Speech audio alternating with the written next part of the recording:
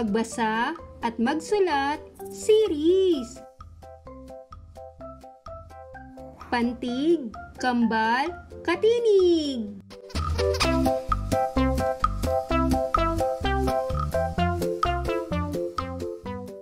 Magandang araw! Welcome back to Fun Project with Gigi and Friends. Alam mo ba na ang tatalakayin natin ngayon ay tungkol uli sa pantig na nagtatapos sa katinig? Ngunit sa pagkakataong ito, ang pantig na nagtatapos sa katinig ay may dalawang letra at laging magkasama o magkapares. Kung kaya't ang pamagat nito ay pantig, kambal, katinig. Ang pantig, kambal, katinig ay ang ika-4 na paksa natin sa magbasa at magsulat series. Dito ay babasahin natin ang mga pantig na nagtatapos sa dalawang katinig. At pagkatapos nating basahin ang mga pantig na nagtatapos sa dalawang katinig, ay bubuo tayo ng mga salita. At pagkatapos nating mabuo ang mga salita, ay babasahin natin ang mga ito at isusulat gamit ang lapis at sulatang papel. Natitiyak kong ito'y magiging masaya. Kaya't halina, simulan na natin!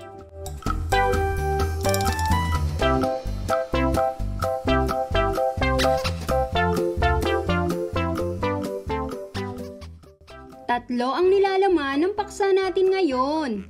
Ang una ay may pamagat na balik tanaw. Ang pangalawa ay pantig, kambal, katinig. At ang pangatlo ay fun activities o mga pagsasanay. Ang mga materyales naman na ating gagamitin ay lapis at sulatang papel. Para sa unang nilalaman ng paksa natin ngayon, ay saglit nating balikan at talakayin ang nakaraan nating paksa. Ang pamagat ng nakaraan nating paksa ay pantig, katinig. Tinalakay natin dito ang mga pantig na nagtatapos sa katinig o consonant sa wikang Ingles, katulad ng makikita sa pisara.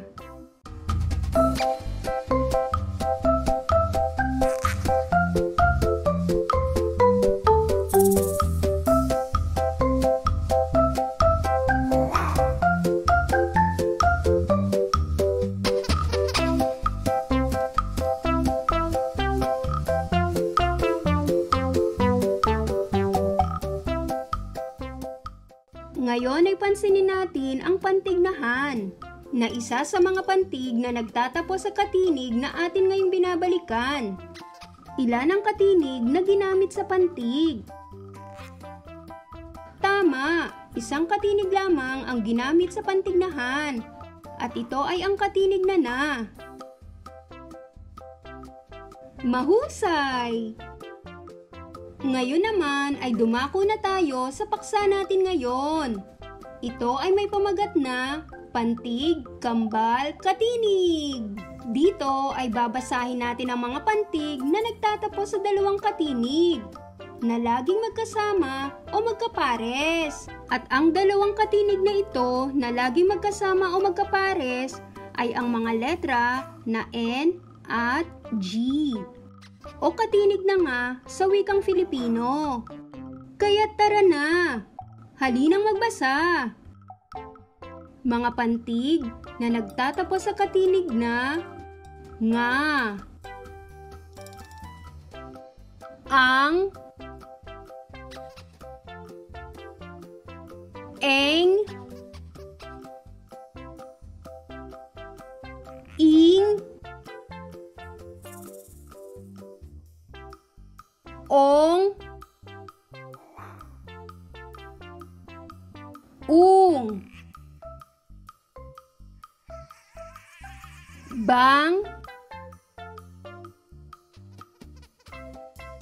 beng, bing, bong, bung, kang, Keng, King, Kong, Kung, Dang, Deng, Ding, Dong, Dung, Gang, Geng, Ging, Gong, Gung, Hang, Heng, Hing, Hong, Hung, Lang, Leng, Ling, Long, Lung, Mang, Meng,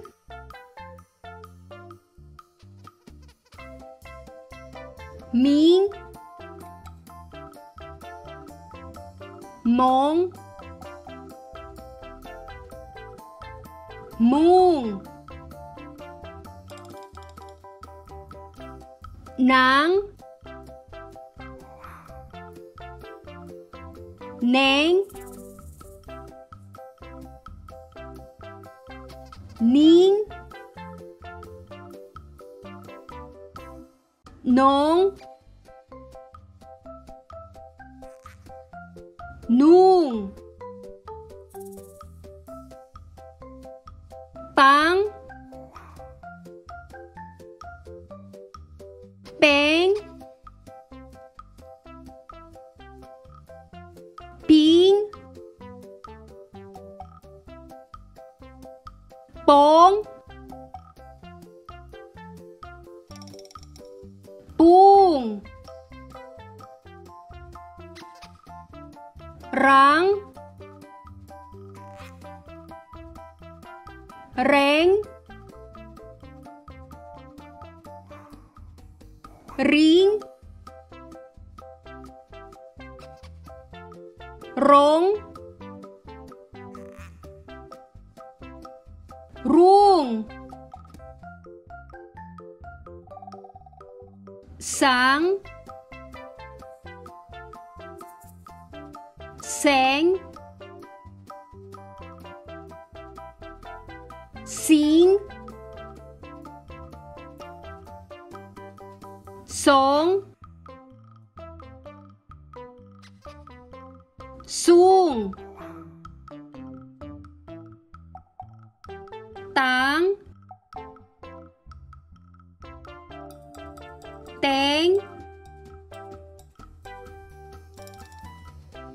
Ting, Tong, Tung, Wang, Weng, Wing, Wong, Wung, Yang, Yeng, Ying, Yong, Yung. Nakasabay ka ba sa pagbabasa ng mga pantig na nagtatapos sa katinig na nga? Mahusay! Ulit-ulitin lang ang pagbabasa at pagbigkas sa mga pantig na nagtatapos sa katinig na nga upang makabisado ang tunog ng mga ito. Ngayon naman ay dumako na tayo sa ikatlo nating paksa, ang fun activities o mga pagsasanay. Dalawa ang fun activities natin ngayon. Ang una ay bubuo tayo ng mga salita mula sa pinagsamang mga kataga ayon sa larawan na makikita sa pisara. At ang pangalawa ay babasahin natin ang mga nabuong salita. Kaya't ihanda ng lapis at sulatang papel para sa ating fun activities. Upang mabigyan ng sapat na oras ang iyong pagsusulat at pagsagot, ay maaari mong i-pause o ihinto ang video at isulat ng wasto ang mga nabuong salita o sagot sa sulatang papel. At habang nagsusulat, ay bigkasin rin ang mga ito. Nang sa gayon, ay makabisado ang tunog ng mga ito. Para sa una nating fun activity o pagsasanay, ang panuto ay basahin ang mga kataga at bumuo ng salita. Gawing gabay ang mga larawan na makikita sa pisara. Isulat ang wastong sagot sa sulatang papel.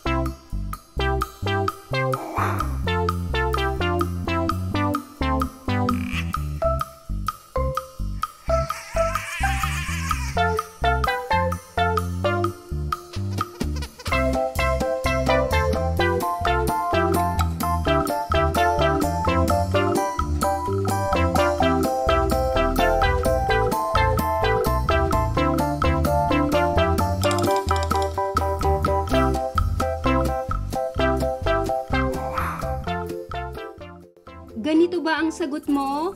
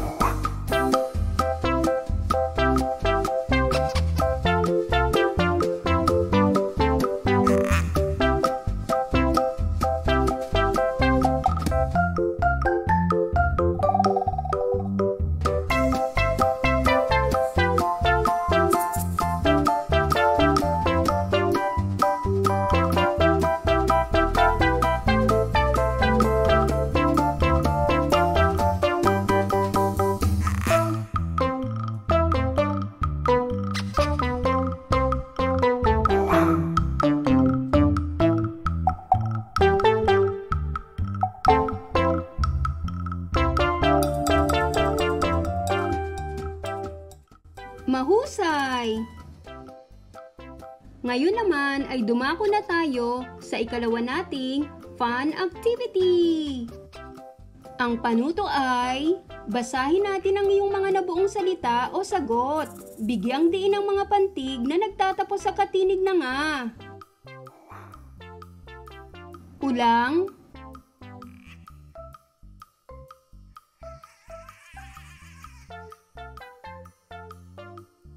bawang,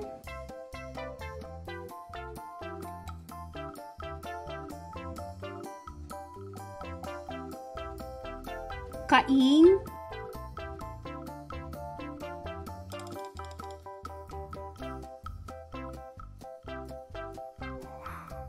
kuting,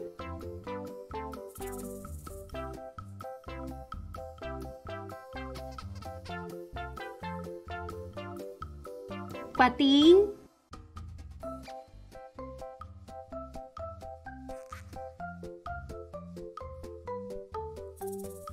saging,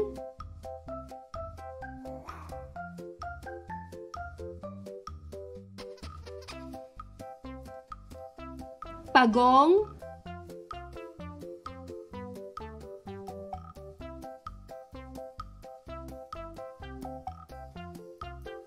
payong,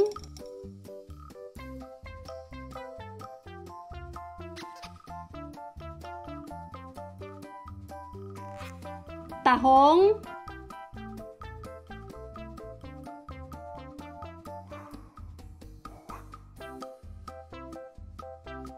talong.